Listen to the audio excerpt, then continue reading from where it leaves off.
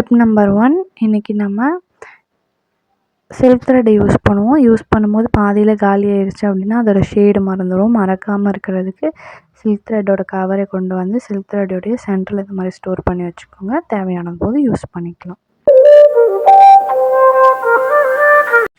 Tip number 2 நம்ம silk த்ரெட்டை use பண்ணிவிட்டு அப்படியே போட்டுருவோம். அதை போட்டுட்டோம் அப்படின்னா நூல்லாம் பிரிஞ்சு போயிடும், வேஸ்ட் ஆயிரும். ஸோ அதுக்கு எப்படி ஸ்டோர் பண்ணுறதுன்னு பாருங்கள். சில்க் த்ரெட் நூல் எக்ஸ்ட்ராவாக எடுத்துக்கோங்க. சென்டரில் ஒரு கையை வச்சுட்டு இந்த மாதிரி நல்லா சுற்றிக்கோங்க.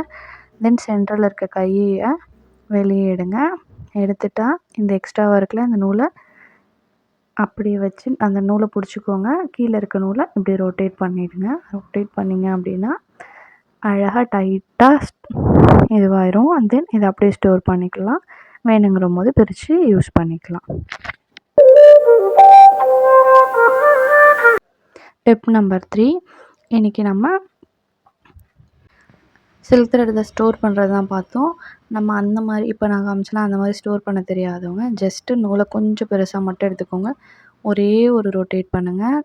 கையை சென்டரில் வச்சுட்டு தென் அந்த கை சென்டரில் வச்சாலும் அந்த இடத்துல முனையை கொண்டு வந்து இப்படி பிடிச்சி இழுத்துக்கோங்க. இழுத்திங்க அப்படின்னா அழகாக ஸ்டோர் ஆகிடும். இந்த கொஞ்சம் எக்ஸ்ட்ராவாக இருக்குல்ல அந்த நூல் தவிர வேறு எந்த நூலுமே வெளியே வராது. இப்படியோ ட்ரை பண்ணுங்கள், இப்படியோ ட்ரை பண்ணுங்கள்.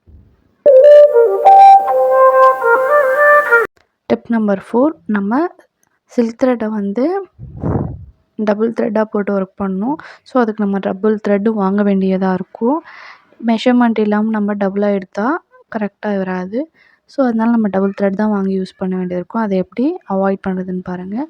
பாபின் கேஸ் இருக்குல்ல அந்த கேஸில் நூல் சுற்றுவோம்ல நார்மல் நூல் அதே மாதிரி சுற்றிட்டு இதோட முனையும் அதோட முனையும் எண்டு நாட் போட்டு இப்போ நார்மலாக ஒர்க் பண்ண ஸ்டார்ட் பண்ணோம் அப்படின்னா டபுள் த்ரெட் தேவையில்லை. ஒரு த்ரெட்லேயே 2 யூஸ் பண்ணிக்கலாம்.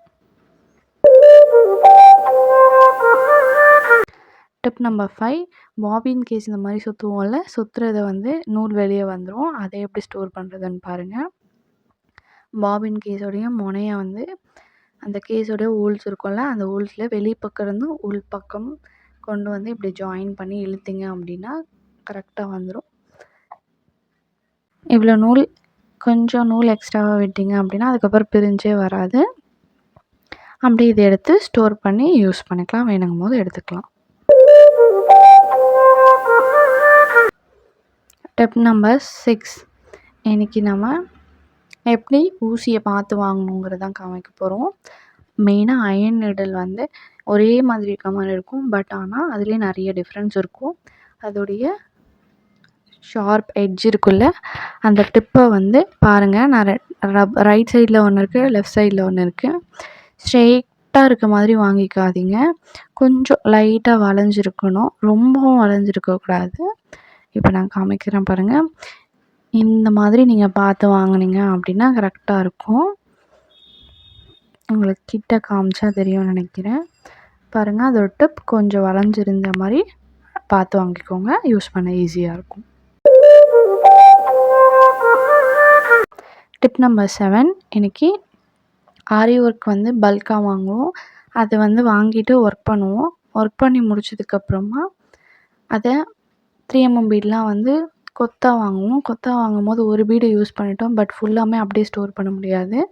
ஒரு முனையை கொண்டு இன்னொரு முனையில் இந்த மாதிரி நார்மலாக நாட் போடுவோம்ல அந்த மாதிரி நாட் போட்டுக்கோங்க. நாட் போட்டுட்டு நீங்கள் ஸ்டோர் பண்ணி வச்சிங்க அப்படின்னா நம்ம நெக்ஸ்ட் டே எடுக்கிற வரைக்கும் அது பிரியாமல் இருக்கும். வேணுங்கிற போது பிரித்து எடுத்து யூஸ் பண்ணிக்கலாம். டிப் நம்பர் 8 நம்ம இப்போ சொன்னோம் அதோட முனையை எடுத்துகிட்டு போய் இன்னொரு முனையில் கொண்டு போய் ஜாயின் பண்ணுறது. அந்த மாதிரி உங்களுக்கு ஜாயின் பண்ண தெரியல அப்படின்னா ஒரே ஒரு பீடை மட்டும் தனியாக எடுத்துக்கோங்க. கொஞ்சம் எடுத்துகிட்டு அந்த ஒரு பீடை மட்டும் இந்த மாதிரி எண்டு போடுங்க. எண்டு நாட்டை நார்மலாக நாட் போடுவோம்ல ஸோ அந்த மாதிரி நாட் போட்டிங்கனாலுமே வெளியே வராது. நீங்கள் இந்த மாதிரி கூட ஸ்டோர் பண்ணி கண்டெயின் பண்ணிக்கலாம். வேணுங்கிற போது பிரித்து எடுத்துக்கலாம். டபுள் நாட் போடாதீங்க, சிங்கிள் நாட் மட்டும் போடுங்க இந்த மாதிரி கண்டெயின் பண்ணும்போது.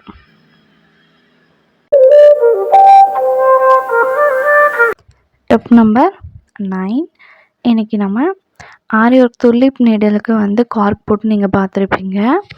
அயன் நீடலுக்கெல்லாம் கார்க் நீங்கள் போட்டிருக்க மாட்டீங்க. இந்த மாதிரி போடலைன்னா இந்த மாதிரி டேமேஜ் ஆயிரும். அதோட டிப் உடஞ்சி போயிடும். ஸோ அது எப்படி கண்டெயின் பண்ணுறதுன்னு பாருங்கள்.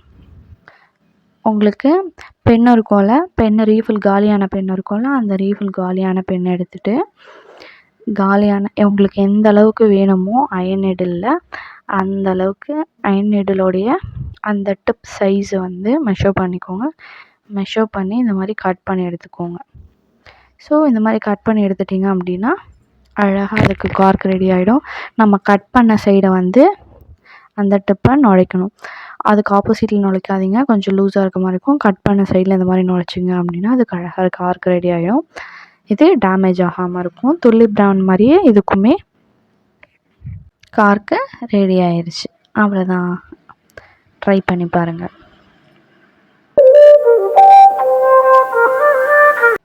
Tip number 10. இன்றைக்கி நம்ம நிறைய பேருக்கு வந்து பிகினர்ஸாக இருக்கவங்களுக்கு நீடில் வந்து ஹேண்டில் பண்ண தெரியாது. அந்த மாதிரி இருக்கவங்களுக்கு உங்களுக்கு எந்த நீடில் வேணுமோ இந்த மாதிரி பென்னு காலியான பென் இருக்கும்ல, அந்த பென்னை எடுத்துக்கோங்க. பென்னோட ரீஃபில் வெளியே எடுத்துகிட்டு நீடில் உள்ளே இன்சர்ட் பண்ணிவிட்டு எக்ஸ்ட்ராவாக காலியாக இருக்க இடத்துல காட்டனோ இல்லாட்டி பேப்பரோ ஏதோ ஒன்று வந்து நல்லா டைட்டாக சுற்றிட்டு உள்ளே விட்டுட்டு பேக் சைடில் நாட் நல்லா டைட் பண்ணிட்டீங்க அப்படின்னா இதுக்கப்புறமா இதை யூஸ் பண்ணுறதுக்கு ஈஸியாக இருக்கும். பிகினர்ஸ்க்கு ட்ரை